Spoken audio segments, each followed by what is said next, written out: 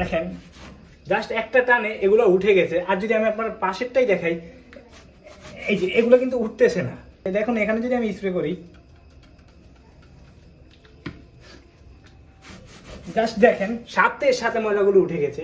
এই প্যানটা দেখেন, এটার মধ্যে যে তেলের ইয়াগুলো আছে, আমরা যদি ন্যাকড়া দিয়ে ইয়া করি, জিনিসটা কিন্তু উঠতেছে না। তো এটা কিন্তু নর্মালি এভাবে উঠে না, অনেক জোরে জোরে করলেও কিন্তু কি এটা উঠে না। সর্বপ্রথম এইভাবে স্প্রে করবেন। জিনিসটা আমি যখন এই দেখুন আমি জাস্ট হালকার উপরে যখন টান দিচ্ছি, কিভাবে ময়লাগুলো উঠে যাচ্ছে।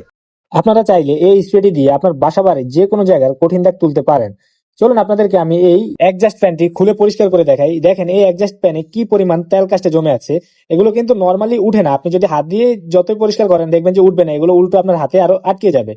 তার জন্য আমরা এই আমাদের কিচেন ক্লিনার স্প্রেটি দিয়ে এখানে স্প্রে করলাম। স্প্রে করার পরে দেখেন একটা টান দেওয়ার সাথে সাথে কি সুন্দর ফ্রেশ হয়ে যাচ্ছে, ময়লাগুলো একদমই উঠে যাচ্ছে। ভিডিওতে বুঝতে পারতেছেন কিনা জানি না, কিন্তু এটাতে যে কি পরিমাণ ময়লা ছিল যা বলার বাইরে। দেখেন আমাদের স্প্রেটি দিয়ে আমরা কিভাবে এই জিনিসটা ক্লিন করছি। আমরা কিন্তু বেশি স্প্রে করি নাই, হালকা পরিমাণে স্প্রে করেছি, তারপর আমরা একটা ন্যাকড়া দিয়ে এগুলো পরিষ্কার করতেছি।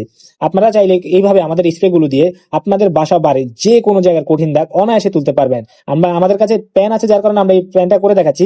আপনারা চাইলে অন্য কিছুতেও করতে পারেন, টাইলসের দাগ বলেন, আপনার ফার্নিচারের গ্লাস বা যে কোনো কিছুর দাগ তুলতে পারবেন। আপনাদেরকে আমরা একটা টাইলসের ভিডিও দেখাচ্ছি এটার পরে, যে কিভাবে এটা আমাদের টাইলসের দাগগুলো পরিষ্কার করে। এবং এটা যদি আমি নর্মালি এইভাবে করি, জোরে জোরে করি, একটু দাগ উঠায়, কিভাবে কাজ করে ওইটা আপনাদেরকে দেখাচ্ছি।